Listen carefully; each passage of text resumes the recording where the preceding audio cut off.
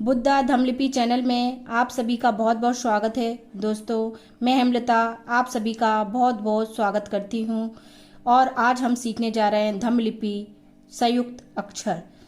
तो जानते हैं वो किस तरीके से लिखे जाते हैं। चलिए हम आज की वीडियो स्टार्ट करते हैं।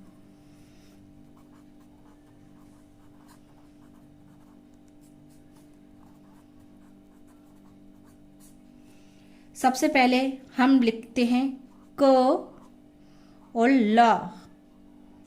क और ला। क और ला किस तरीके से लिखेंगे इसको? क और इसके नीचे ही ला आ जाएगा। मतलब जो हमारा अर्ध अक्षर होता है उसको हम पहले लिखा जाता है और जो बाद में जो पूरा पूरा अक्षर जो होता है उसको नीचे की तरफ लिखा जाता है। तो कल। दूसरा अक्षर लिखते हैं क और या। क और या। कय। तीसरा अक्षर लिखते हैं ख और ग। किस तरीके से लिखेंगे? ख और ग। न और द किस तरीके से लिखेंगे? न और द। य आधा य और च किस तरीके से लिखेंगे? य और नीचे च। म और हा। म और हा। म। अब अगला श और श। शश। श और श। प्रा कैसे लिखेंगे? कैसे लिखेंगे? रो और पो। अगला लो और यो। कैसे? लो और यो। टो और य। टो और य।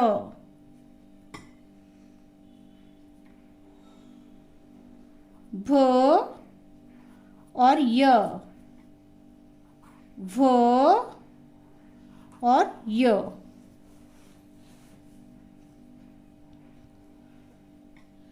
म और य। म और य। इस तरीके से ये हमने अर्ध अक्षर के साथ में कुछ शब्द मिलाए हुए हैं। इस तरीके से इसको मिलाकर लिखा जाता है अर्ध अक्षरों के साथ में। तो आगे और बढ़ते हैं। हम कुछ छोटे छोटे से वर्ड बताते हैं जिसको मिला के कुछ शब्द बनते हैं। चलिए बढ़ते हैं आगे। दंती। द न नी ती। दंती कैसे लिखेंगे? द न त और ये छोटी की मात्रा ती। दंती। दूसरा वर्ड खंती। ख न ती। खंती। संती।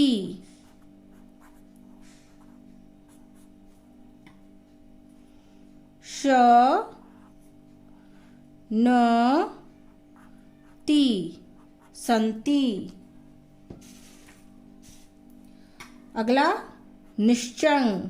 नी च च ग। निश्चंग। नी च और च और बगल में बिंदी अंग। इसमें जो बिंदी रहती है ना उसको अंग गा में आता है। जैसे हिंदी वर्णमाला में है ना, जैसे अम रहता है तो अम होता है, तो यहाँ मगर पाली में अंग अंग कहलाता है। निश्चंग, धम्मंग, इस तरीके से अंग अंग स्वर निकलता है इसका। अ प प ग किस तरीके से लिखेंगे अपंग को? अ प प ग, अपंग। समझ में आ रहा है दोस्तों? अगला बढ़ते हैं। कम, कम को कैसे लिखेंगे? जैसे दोस्तों ये का है, का को कम को हम दो प्रकार से लिख सकते हैं। जैसे माँ, माँ को हम बिंदी के द्वारा भी दर्शा सकते हैं, इस तरीके से डॉट के द्वारा। जैसे कम, तो और म इस तरीके से भी लिख सकते हैं और इस तरीके से भी लिख सकते हैं, कम। ओके, चलो। शम, श म, दोनों प्रकार से आप देख लीजिए, जैसा आपको अच्छा लगता है वैसा आप लिख सकते हैं। तश,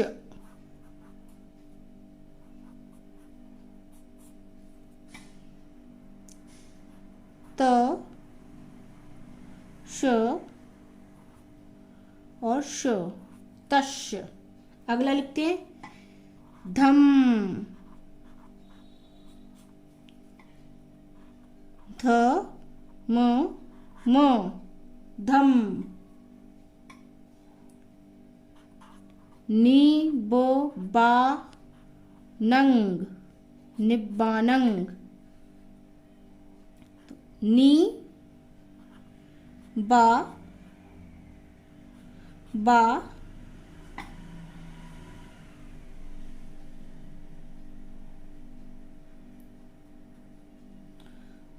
बा न ग, निब्बानंग। पंडिता किस तरीके से लिखेंगे? प नी डी ता, पंडिता। यतवा, यतवा, यतवा। या त वा, यतवा।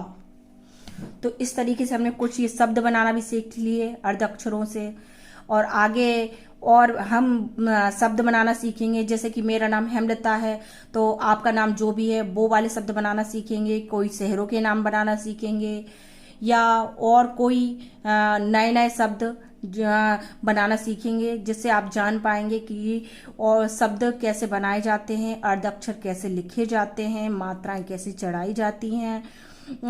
तो इस तरीके से आप है ना धम्म लिपि के बारे में बहुत सारी बातें आप सीख जाएंगे। और जितना आप प्रैक्टिस करेंगे, जितनी आप मेहनत करेंगे, उतना ही ज़्यादा आप धम्म लिपि आप सीख सकते हैं। अभ्यास बिना तो कुछ हो ही नहीं सकता। जितना हमारी प्रैक्टिस अभ्यास रहेगा उतना ही हमारी धम्म लिपि और हम अच्छे से लिख सकते हैं। और सांची में जाकर जो लिपि बनी हुई है उसको भी तो हमें जाकर पढ़ना है ना, तो हमें धम्म लिपि तो सीखना ही पड़ेगी। और जहाँ जहाँ भी हमारे इस तरीके से लिपियाँ लिखी गई हैं, शिलालेख लिखे गए हैं, वहाँ जाकर भी हमको ये सब चीज़ें पढ़ना है कि आखिर वहाँ लिखा क्या है। तो दोस्तों आज की पाठशाला में हमारा इतना ही। अगली पाठशाला में हम और बहुत सारे शब्द बनाना सीखेंगे, बहुत सारी बातें हम सीखेंगे, जिससे हमारी हर कॉन्सेप्ट क्लियर होता जाएगा धम्म लिपि के प्रति।